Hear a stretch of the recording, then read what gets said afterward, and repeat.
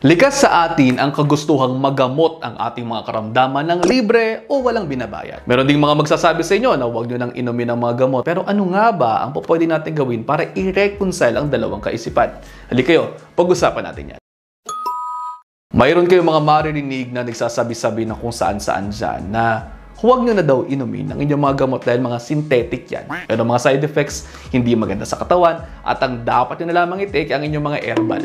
Napakadelikado ng payong ito dahil matatandaan ninyo sa ilang mga videos ko na rin dito na mayroong mga pag-aaral na kabaliktaran po ang ipinapakita. Mas nagkakaroon ng problema ang mga taong nagtitake lamang basta-basta ng herbal meds kaysa sa pagtitake ng kanilang mga conventional drugs. Ito ay dahil hindi na-address ng mga herbal meds ang lahat ng kinakailangan i-address para mabawasan ang inyong mga blood titers. Isa pa, hindi sapat ang mga pag-aaral na nagsasabing mapapababa ng bawang ang inyong blood pressure at cholesterol at iba pa. Pero ito pong mga sasabihin ko sa inyo, proven na po pwedeng makatulong sa inyo lalo na kung isasabay ninyo ang inyong mga iniinom na gamot na ibinigay sa inyo ng inyong mga doktor. Ito yung sinasabi ko sa inyong pillars of health. Ang iba siguro sa inyo narinig na ito sa mga talks ko sa iba't ibang kumpanya. Ito po, una, iwas sa stress mga best. Yang stress kasi pwede yung makugulo sa mga buhay ninyo at makakapagdulot din yan ng hindi magandang reaksyon kaya nagpapasama sa inyong mga habits. Pwedeng dahil sa stress, magiging hindi tama ang inyong mga pagpili ng mga kinakain. Pwede rin dahil dyan sa stress na yan, hindi kayo mag-ehersisyo.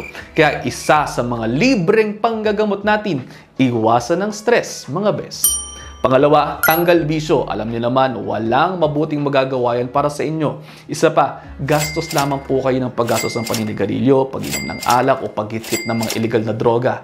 Again, wala namang mabuting magagawa yan sa mga buhay ninyo. Yan gusto nga natin, di ba? Libreng gamot. Pangatlong libreng gamot, tulog. Matulog po kayo. Libre pong magpahinga. Bawat tao kailangan ng pahinga. Hindi naman na ata bago sa inyo na tuwing tayo ay natutulog, dyan tayo nakaka-recover. Pangapat, ehersisyo. Libre po ito. Hindi natin kinakailangan ng gym membership o kung ano pang mamahaling equipment. Actually, kahit sarili mong bodyweight lamang, ayos na para maging exercise tool. Pwede kayo magsimula sa mga calisthenic exercises. Pwede nyo i-google yan, i-YouTube, libreng-libre na yan na pwede ninyong magamit. Ayon din po sa mga pag-aaral na katutulong ang ehersisyo sa pagpapababa ng ating mga blood sugars, blood pressure at risks ng pagkakaroon ng sakit sa puso. Pero syempre, coupled po yan ng panglimang tip natin, pagkain ng tamang pagkain. Sinasabi ng plant predominant diet ay nakatutulong upang mapababa ang inyong mga blood pressure, blood cholesterol, pati na rin ang mga blood sugars. Ayon sa portfolio diet, nakakapagpababa ang low-fat plant-based diet ng cholesterol by up to 28.6%. Kaya naman maaari po itong gamitin upang pantulong sa pagpapaayos ng ating mga katawan.